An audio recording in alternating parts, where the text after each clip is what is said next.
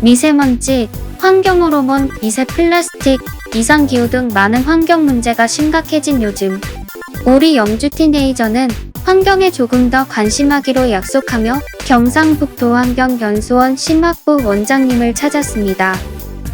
녹색지구를 사랑하는 원장님의 두 번째 이야기, 지금 바로 이어서 시작합니다. 우리 고민의 순간이 있죠. 고민의 순간은 누구나 찾아오기 마련인데 청소년기의 고민은 세상 고민을 혼자 다 하는 것처럼 심각하고 힘들어하고 더 크게 다가오는데요. 우리 원장님께서 청소년기에 했었던 가장 큰 고민은 무엇이고 어떻게 극복했는지 궁금합니다. 저는 이제 청소년기에 제일 어떤 문제가 진로에 대한 문제 아니겠어요. 내가 앞으로 과연 어떤 사람이 될 것인지, 꿈은 정하되 그 진로에 대한 과연 성취될 수 있을 것인지, 난 지금 바르게 가고 있는지, 이런 어떤 거 있는데, 제가 이렇게 살아가면서 보니까 지금도 전 그래서 아침에 나오면서 항상 저 자신한테 용기를 줍니다. 그래, 너는 할 수 있어. 그게 자기 사랑, 자기에 대한 어떤 신념, 이게 어떤 꿈을 실현하는 중요한 어떤 하나의 계기가 되는 것 같아요. 그래서 어려울 때가 다가오면 자기 자신한테 스스로 그 어떤 용기를 주고 희망을 주는, 그래서 그런 어떤 그 훈련, 이런 것들이 꼭 필요한 것 같아요. 그래서 어떤 그 자기 어떤 마인드를 컨트롤할 수 있는 그런 어떤 것들, 그리고 이 힘들 때는 어떤 운동을 통해서 그 어떤 위기들을 극복하고, 그런 것들이 저는 제가 살아오면서 내 청소년기에 그 극복하는 그런 중요한 요소가 아니었습니다. 노하우는 아니지만 그런 게 있습니다. 이렇게 생각이 듭니다. 아까 또 잠깐 롤모델에 대해서 얘기해 주셨는데요. 혹시 롤모델 있으신지, 청소년기에 롤모델을 갖는다는 것은 어떻게 다가오는가요? 지금은 롤모델을 가면 우리 청소년들이 롤모델이 잘 없는 것 같아요.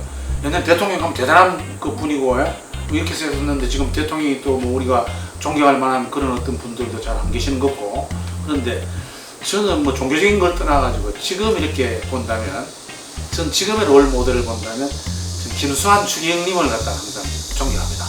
왜냐하면 그분이 바보 같은 어떤 바보 김수환 추기경했거든요. 그래서 갈수록 좀 바보스러워야 된다, 낮추고 겸손해야 된다 라는 어떤 걸 많이 지금 생각하고 있고, 내가 청소년기에는 제가 이 생물학을 전공하게 된 이유가 고등학교 2학년 생물 시간에 저는 너무나 거기 심취했어요. 그 어떤 그 수업하는 그 모습이라든가 그 지식이라든가, 그 다음에 이런 어떤, 특히 제가 그분이 우리 생물 시간에 광합성,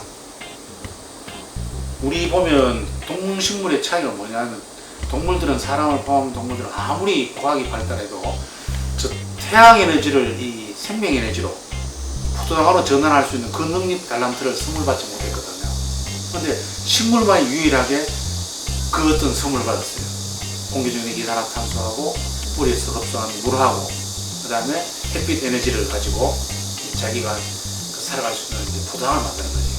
난 그게 너무나 감동적이었고, 그렇기 때문에 난 생물학을 해서 저 광합성에 대해서 연구를 하고 공부를 해야 되겠다. 어쩌면 고등학교 2학년 때 우리 지금은 자꾸 하셨지만 전재규 선생님이 그때는 제 롤 모델이었어요. 그리고 대학에 가서 또 제 대부인, 바로 그 생물학 전공한, 이 광합성 전공한 그 송성달 그 교수님, 그 살아가는 모습들이 하고, 전 크게 이 대통령이 어떻다, 링컨 대통령이 어떻다, 알지나고 이런 것들은 아니었고, 그 소담하게 생활 속에서 내가 받을 수 있는 그런 어떤 분들을 정해서 이 롤을 모델로, 그래서 워너비하고 하는데, 우리 청소년들한테 정말 그런 것들이 필요한 것 같아요. 닮고 싶은 사람들을 정해서 닮아가는 거. 그럼 향후 원장님께서 개인적인 목표나 꿈이 있다는 말이요? 저는 우리 제가 많이 알고 있다는 것보다는 저기 쪽 부분에 항상 공부하고 항상 연구하고 하기 때문에 우리 국민들이 크게까지는 안 가더라도 어떤 환경에 대한 정확한 개념을 좀 가지고 갔으면 좋겠다. 예. 그리고 그 제일 큰 문제가 뭐냐면 이 영국의 유명한 경험주의 철학자인 프란시스 베이컨이 4가지 이돌다가 있어요. 편견과 선입견을 가지는 이돌다 중에서 제일 큰 문제가 뭐냐면 인간을 갖다 종족을 우상화하는 이런 어떤 잘못된 생각이 있어요. 인간이기 때문에 모든 것을 할 수 있다. 인간이기 때문에 자연을 마음껏 할애받고 파괴할 수 있다. 이렇기 때문에 이 지경이 된 거 아닙니까? 저 밖에 새소리가 나는데 이것도 인간 본의로 생각하는 거예요. 자기들은 지금 짝을 찾고 이러는데 자기 기분에 따라 새가 울고 있다. 새가 노래하고 있다. 이런 것들로 표현하거든요. 그래서 이 어떤 인간 종족에 대한 우상, 여기서 빨리 벗어나서 인간도 지극히 자연의 일부분이고, 또 환경이라는 단어 자체가 이 벌써 잘못된 표현입니다. 이 환경이 사람이 중심에 있고 주위에 있는 모든 것이 환경이라는 게 정의할 수 있거든요. 어쩌면 사람도 그 속에 들어간 총체적인 어떤 겸손하고 정말 소박한 이런 의식을 가질 수 있도록 교육하고, 일반적으로 환경하면 뭐 생태적인 영역, 모든 물, 공기, 토양이 중요합니다. 하지만 어쩌면 지금은 이 환경윤리, 감수성, 모덕, 양심 이런 것들이 더 중요한 어떤 교육의 영역이 될 수 있거든요. 그렇죠? 양심만 있고 착한 어떤 도덕심만 있으면 환경 문제 해결될 수 있거든요. 네. 그런 것들도 좀 알리고 싶고, 그 다음에 환경 호르몬을 포함한 환경위생, 건강과 관계된 지금 일어나는 코로나19도 근본적으로 환경하고 아주密집한 관계가 있습니다.